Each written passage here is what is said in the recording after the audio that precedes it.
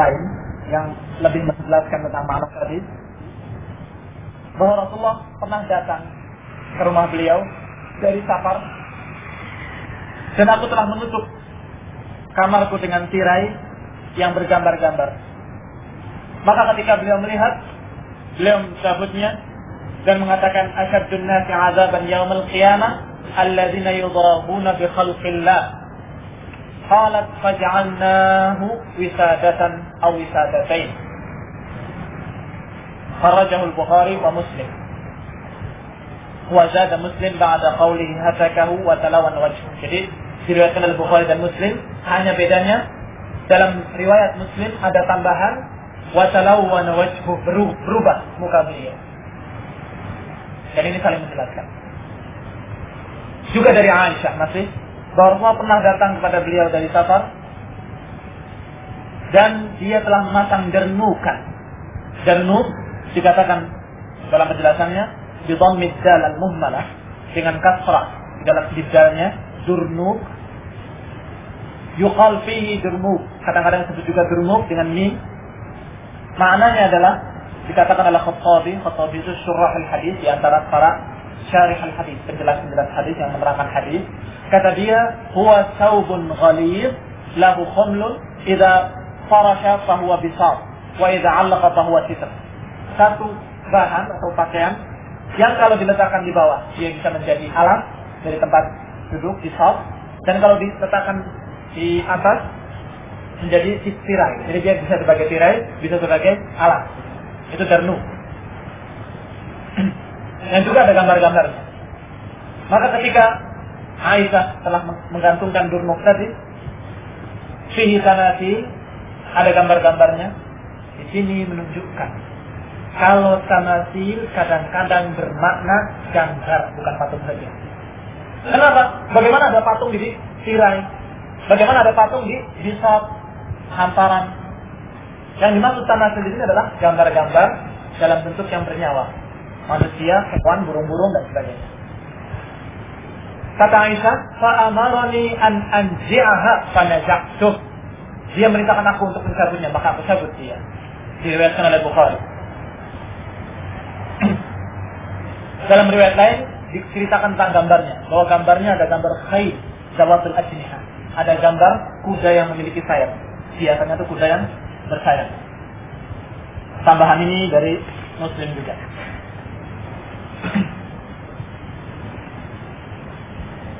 Wa 'anil Qasim ibn Muhammad, dari Aisyah, beliau berkata, ishtaraitu namriqatan fiha tasawir falamma ra'aha Rasulullah sallallahu alaihi wasallam qama 'ala al-bab falam yadkhul.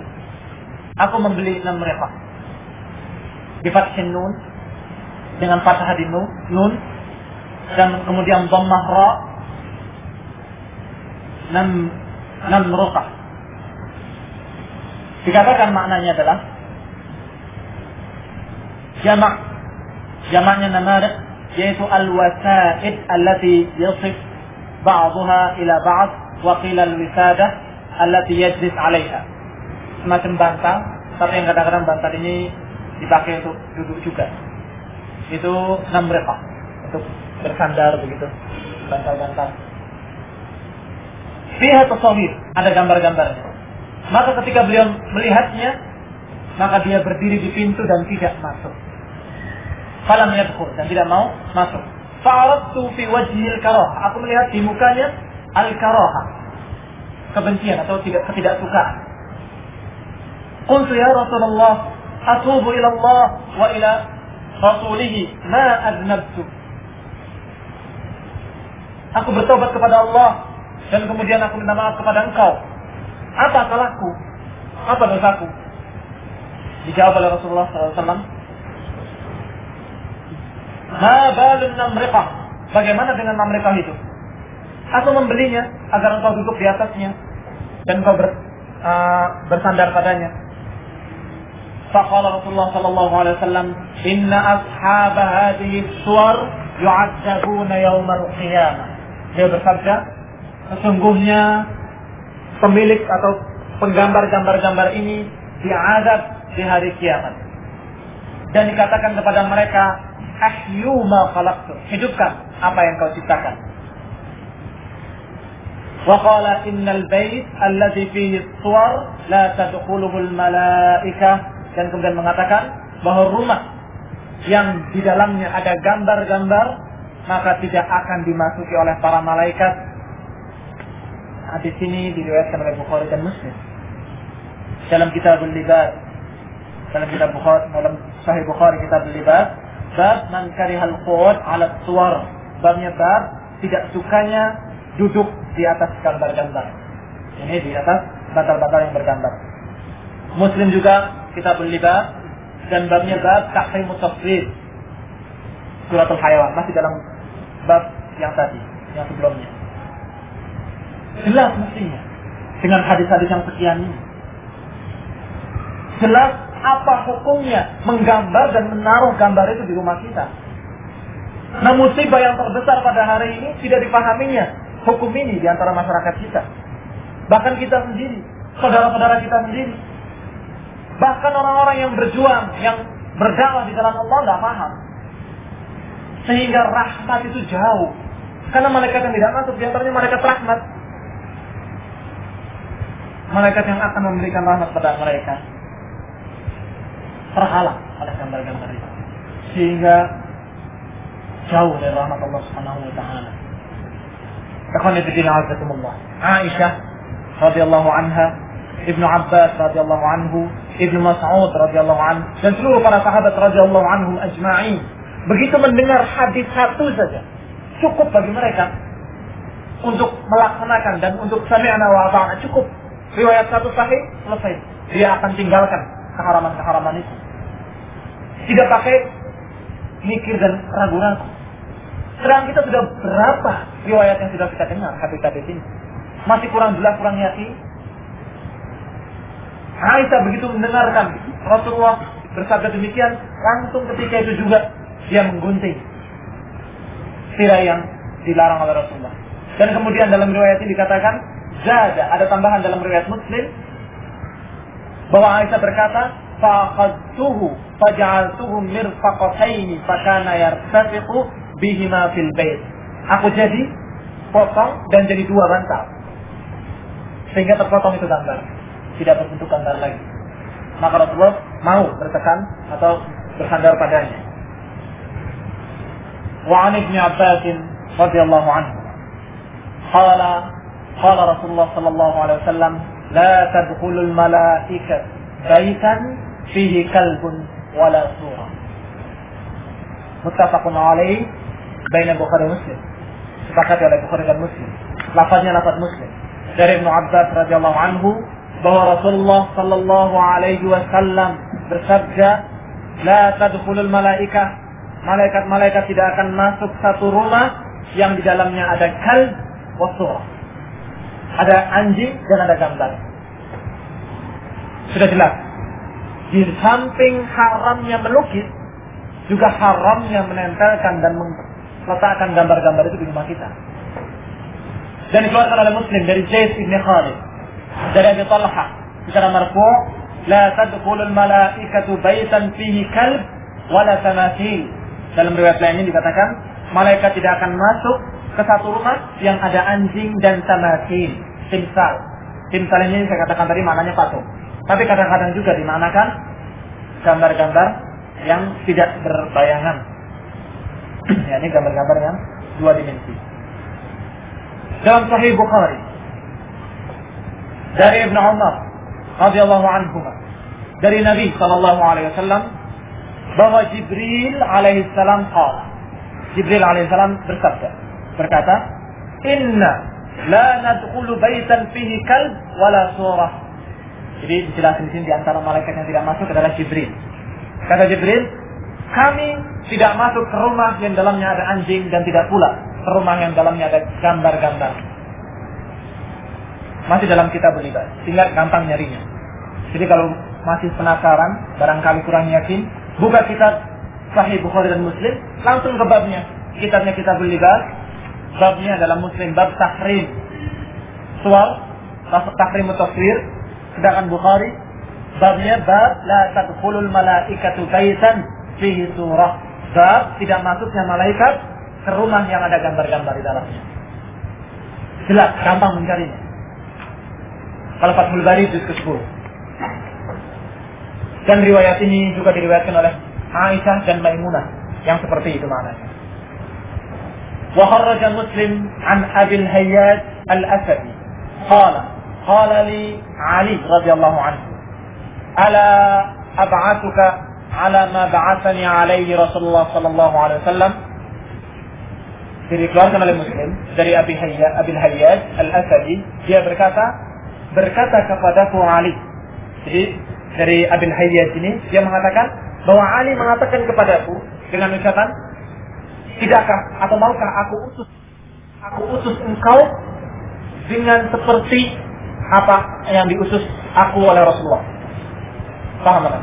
Maukah engkau aku utus dengan sesuatu yang Rasulullah pernah mengutus aku dengannya, yaitu alla tada' suratan illa tamattaha wala qabran musharrafan illa sawaitahu, yaitu diutus untuk tidak meninggalkan satu gambar pun kecuali dihapus, dan tidak meninggalkan satu kuburan yang ditinggikan kecuali diratakan. Ini Rasulullah SAW pernah mengutus Ali setelah Fathu Mekah untuk meratakan kuburan-kuburan yang ditinggikan dan gambar-gambar yang digambar untuk dihapus dan dihancurkan. Nah, kata Ali kepada Abil Hayyaj, maukah aku utus engkau dengan perkara yang Rasulullah pernah mengutus aku, yaitu berangkat engkau sekarang dan jangan tinggalkan satu gambar kecuali kau hapus, kau hancurkan, dan jangan tinggalkan kuburan yang musyarrafan, yang dimuliakan atau ditinggikan, kamu ratakan, illa sawaitahu, kau ratakan. Ini sunnah. Tapi kita bahasa, baik kita ini. Jangankan kuburan orang di rumah orang dan sebagainya, di rumah kita sendiri kita nggak bisa berbuat apa-apa. Kalau masih kita rumah sendiri, milik sendiri, masih nggak bisa ya kelewatan. Barangkali kalau milik orang tua masih agak mending. Kenapa agak mending?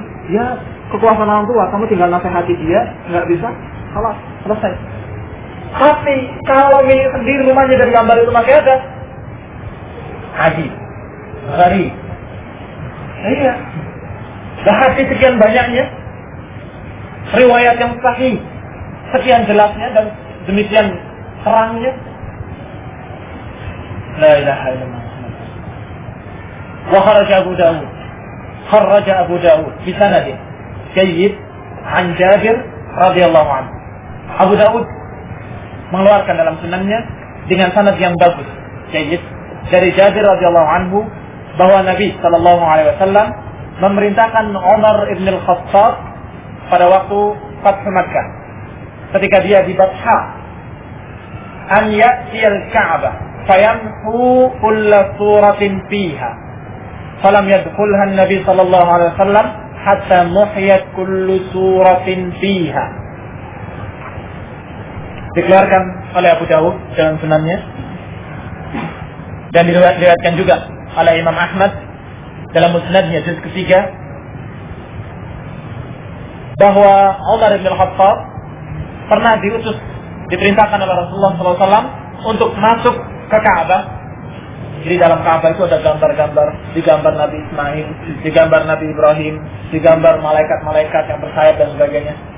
Persis kayak di gereja-gereja sekarang ini. Malaikat digambarkan bersayap dan sebagainya.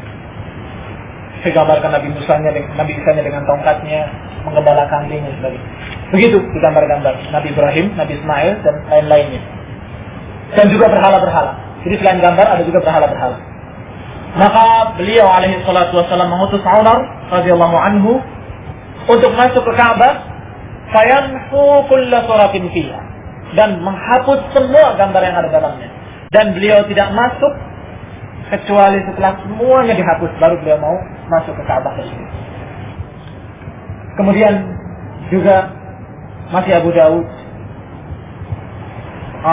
Ini Abu Dawud At-Tayalisi dalam musnadnya dari Usama, qala dakhaltu ala Rasulullah sallallahu alaihi wasallam fil Ka'bah wa ra'a suwaran fada'a bidalwin min ma'in fa'ataituhu bihi faj'ala yamhuha wa yaqulu qatallahu qauman yusawwiruna ma la yakhluqun. Dalam Abu Dawud At-Tayalisi ini diriwayatkan hampir semana dengan tadi, tapi di sini ada keterangan yang lebih, yakni keterangan menghapus dengan air. Dikatakan Rasulullah masuk ke Ka'bah dan melihat surah. Jadi di sebelum masuk Ka'bah maksudnya, di Masjidil Haram. Dan melihat gambar-gambar di situ, maka dia meminta satu ember air. Dan aku datang, kata rawi yaitu Usama, membawa ember air kepada beliau, maka dihapuslah seluruh gambar-gambar tersebut dan mengatakan, qatalallahu qauman, semoga Allah membunuh atau memerangi kaum yang menggambar apa-apa yang dia tidak ciptakan. Ini menunjukkan kalau gambar tadi betul-betul gambar dua dimensi, dihapus dengan air. Kalau patung bagaimana dihapus dengan air? Sehingga keliru dan amat salah kalau ada yang beralasan itu yang diharamkan itu patung, bukan gambar. Kalau gambar nggak apa-apa. Kalau patung iya berhala-berhala. La abadan. Surah laha dhil wa laysat laha dhil. Sawa. Ada bayangannya atau tidak ada bayangannya. Dua dimensi atau tiga dimensi sama hukumnya. Buktinya ini gambar. Dihapusnya pun dengan air, bukan patung. Patungnya dihancurkan, gambarnya dihapus dengan air. Ikhwani fillah, a'azakumullah. Dikatakan oleh Hafiz Ibnu Hajar bahwa sanad dari Abu Dawud At-Tayalisi ini dikatakan isnaduhu jayyid. Sanadnya bagus. Baik sanadnya. Dan juga diriwayatkan oleh Tabrani dalam Mu'jamul Kabir juz pertama. Dan juga Haythami dalam Majma'uz Zawaid juz kelima. Dan disebutkan pula oleh As-Suyuti dalam Al-Jami' As-Saghir, bahkan disahihkan oleh Suyuti. Bahkan Syekh Nasiruddin Al-Albani itu sudah memeriksanya dan mengatakan atau mengumpulkannya dalam silsilah hadis sahih, yaitu dalam Sahihul Jami' As-Saghir yang ditulis oleh beliau, mengumpulkan. Sehingga hadis ini termasuk hadis sahih. Qatallahu qauman yusawwiruna ma la yakhluqun. Semoga Allah menghancurkan, Allah memerangi orang-orang yang menggambar apa-apa yang dia tidak menciptakannya. Qatallahu qauman yusawwiruna ma la yakhluqun. Ini doa dari Rasulullah sallallahu alaihi wasallam. Jadi Rasulullah sambil menghapus itu berdoa dan doanya makbul. Dikabulkan oleh Allah doa Rasul bagi mereka-mereka yang menggambar-gambar seperti ini, melukis-lukis manusia atau menggambarkan gambar-gambar dan sebagainya. Makbul doa dari Rasulullah sallallahu alaihi wasallam. Dia menghapus sambil berdoa, ya Allah, semoga Allah menghancurkan mereka, memerangi orang-orang yang menggambar apa-apa yang mereka tidak ciptakan. Apakah ini permasalahan kecil? Nah, ini permasalahan yang serius, bukan masalah yang kecil. Kamu kok bahasnya masalah yang demikian, masalah yang sepele, masalah problem umat ini belum selesai. Apa yang dimaksud problem umat itu, apa yang maksudnya? Rata-rata mereka yang mengatakan demikian, problem umatnya adalah mendirikan daulah Islamiyah. Wallahi tidak akan terjadi. Tujuan mereka kalau cuma mendirikan daulah Islamiyah sedangkan masyarakat dalam keadaan juhala, dalam keadaan du'afaul iman, dalam keadaan melalaikan hukum-hukum Allah yang jelas. Bahkan para duatnya yang tadi mengatakan mau mendirikan negara Islam pun sama seperti itu. Siapa yang tidak mengharapkan tegaknya khilafah Islamiyah? Siapa yang tidak mengharapkan? Tidak ada iman kalau tidak mengharapkan seperti itu. Bagaimana mungkin ada seorang mukmin yang tidak senang kalau tegaknya khilafah Islamiyah? Tapi bukan berarti kemudian menyepelekan ahkam, menyepelekan hukum-hukum yang Allah telah jelaskan dan kemudian melanggarnya dan mengajak orang untuk melanggarnya dengan alasan maslahah dan maslahah. La ilaha illallah Muhammadur Rasulullah. Ikhwani fi din, a'azakumullah. Di antara riwayat dari Ibnu Qayyim tentang masalah ghulu dalam pembukaan tadi, juga diceritakan oleh beliau bahwa orang-orang di zaman kaum Nuh yang menggambar, membuat patung-patung orang soleh tadi, alasannya adalah aswaqu lil ibadah, lebih mengajak kepada ibadah katanya. Kalau kita melihat gambar orang saleh tadi, lebih terajak kita ini, lebih mendorong kita untuk beribadah. Karena ingat orang saleh itu ibadahnya seperti itu, saya pengen ibadah seperti dia, memberi semangat kita untuk ibadah. Jadi sama, kalau orang-orang sekarang pun beralasan demikian, alasannya tidak untuk apa-apa dan tidak untuk disembah, cuma sekedar untuk mengajak kita mengingat perjuangan beliau katanya, mengingat jihadnya dia sehingga semangat jihad kita tumbuh. Wallahi alasan kamu sama seperti alasan kaum Nuh, aswaqu lil ibadah, lebih mengajak untuk ibadah. Dan tidak bisa lihat apapun alasannya haram. Masalah gambar, karena jelas diharamkan. Kamu mau tidak beribadah padanya atau beribadah haram? Itu hanya hikmah. Jangan seperti orang yang mengatakan kalau babi itu diharamkan karena cacing pita, kita buang saja cacing pitanya, kita godok dengan sekian derajat panasnya akan mati semua itu cacing pita, maka halal. Bisa dikatakan demikian? Abadan. Nggak mungkin, nggak bisa dikatakan demikian. Babi itu halal karena sudah tidak mengatakan cacing pitanya. Ini hikmah, itu masalah hikmah. Demikian pula suar haram. Di antara hikmahnya menutup pintu-pintu kesyirikan. Kemudian ada yang mengatakan, tapi kita nggak syirik, berarti nggak apa-apa. Sama seperti tadi. Nah, tetap haram. Di antara hikmahnya adalah saddan lidzari'ah, saddan lisyirik, menutup jalan-jalan kesyirikan. Itu hikmah. Haramnya haram, mutlak haram. Ikhwan fillah azakumullah. Di dalam Musnad Sunan Musnad Imam Ahmad dan Sunan An-Nasa'i dari Ubaidillah ibn Abdullah annahu dakhala ala Abi Talhah al-Ansari ya'uduhu wajada 'indahu Sahal ibn Hanif fa'amara Abu Talhah insanan yanzi'u namtan tahtahu faqala lahu Sahal lima tanzi' faqala li'annahu fi tasawir. Dari Ubaidillah ibn Abdullah bahwa dia masuk kepada Abi Talhah al-Ansari, menengoknya dan dia dapati pada dia atau di dalam situ ada gambar, maka dia cabut nampak, dikatakan namak di sini dengan fathah bin nun, wa huwa darbun min al-bas lahu khum. Jadi satu gambaran di apa namanya, alat dicabut oleh dia, iya, gambarnya itu. Kemudian dikatakan oleh dia, kenapa kau cabut? Ya Nabi tasawir, karena ada gambar-gambar di situ. Bukan salah satu bersabda sesuatu yang kau telah dengar sendiri. Bukankah dia mengatakan kecuali rahman fis saut, kecuali hiasan di pakaian, di bahan gitu. Qala bala walakinnahu atyabu li nafsi. Kata dia, bala, tentu aku dengar, tapi ini lebih menyejukkan atau lebih senang dalam hatiku. Jadi ada yang dikecualikan, nanti akan dibahas.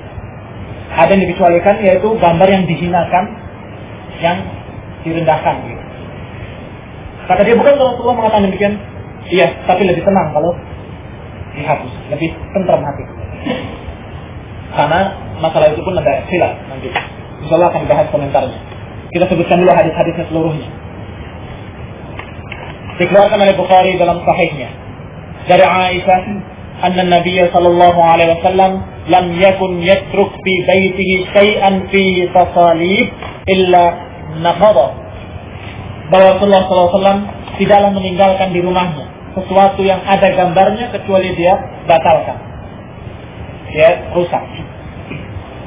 Diriwayatkan oleh Bukhari dalam Kitabul Libas, bab naqdus suwar, dihapusnya suwar, gambar-gambar. وقد اختلف العلماء في جواز اتخاذها للبنات وعدمه. Berselisih para ulama tentang bolehnya memakai atau mengambil mainan anak-anak atau tidak bolehnya. Diperselisihkan oleh para ulama. Bolehnya mengambil boneka sebagai mainan anak-anak atau diharamkan, kita diperselisihkan. Kenapa diperselisihkan? Karena diriwayatkan dalam riwayat yang sahih dalam Bukhari dan Muslim dari Aisyah radhiyallahu anha, qalat, dia berkata, kuntu al'abu bil banati 'inda an-nabi sallallahu alaihi wasallam. Aku pernah bermain dengan boneka-bonekaku, boneka-boneka perempuan di sisi Nabi sallallahu alaihi wasallam. Wa kana li sahibun yal'abna ma'i. Dan aku memiliki teman-temanku, ini boneka-boneka itu untuk yang bermain bersamaku. Bahkan Rasulullah ketika melihat Aisyah bermain boneka itu, Rasulullah malah bertanya dan ikut bermain, ikut menggembirakan Aisyah dengan boneka-bonekanya. Hadis ini sahih, diriwayatkan oleh Bukhari dalam kitab Al-Adab dan juga oleh Muslim dalam kitab Al-Fadail, Fadilah Aisyah radhiyallahu anha. Dikomentari oleh Hafidz Ibnu Hajar Al-Asqalani dalam kitab Fathul Bari.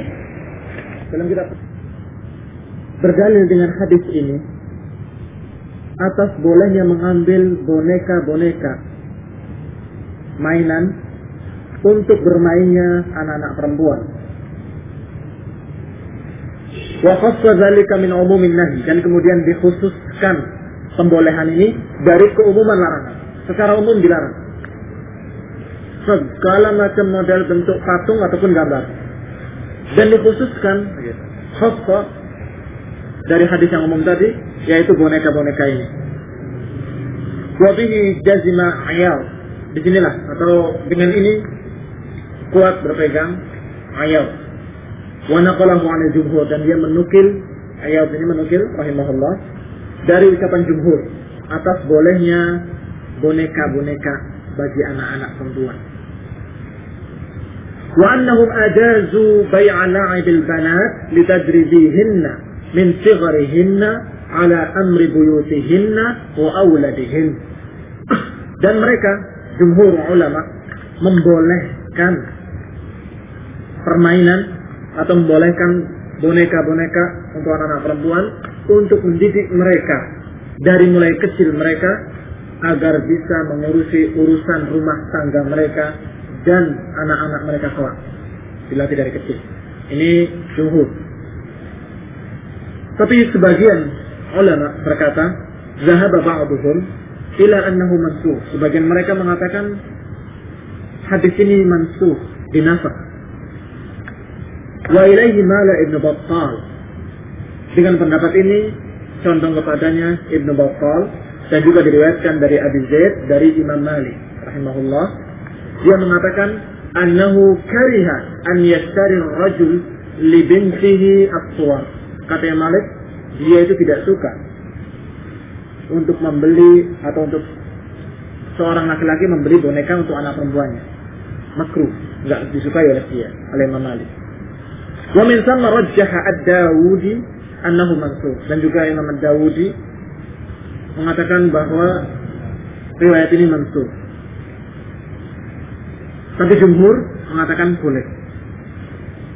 Waqad tarajjama Ibn Hibban menuliskan dalam terjemahnya, dalam keterangannya, syarahnya dengan judul Al-Ibahatu li sigharin nisa al-la'ib bil-lu'ab. Kata Ibn Hibban, dia memberikan judul bolehnya untuk anak-anak kecil dari perempuan untuk bermain dengan boneka-boneka. Jadi bolehnya, kata dia, menunjukkan pendapat beliau membolehkan. Jawab. Dan juga Nasai, malah Nasai mengatakan ibahatul rajul li zaujatihi al-la'ib bil banat. Bolehnya seorang laki-laki bermain dengan istrinya, bermain boneka. Tapi dikatakan di sini falam yuqayyid bis-sighar wa fihi nazar. Imam Nasai tidak menghubungkannya dengan sighar atau kibar, besar atau kecil enggak peduli. Pokoknya istrinya, karena terjadiannya pada Aisyah, istrinya. Sehingga kasih dulu bolehnya seorang suami bermain dengan istrinya, bermain boneka. Atau dikatakan di sini fihi nazar, masih perlu dilihat lagi pendapat Imam Nasai. Setelah Imam Ibn Hajar, kemudian Ibn Hibban dan Nasai, Al-Baihaqi sekarang.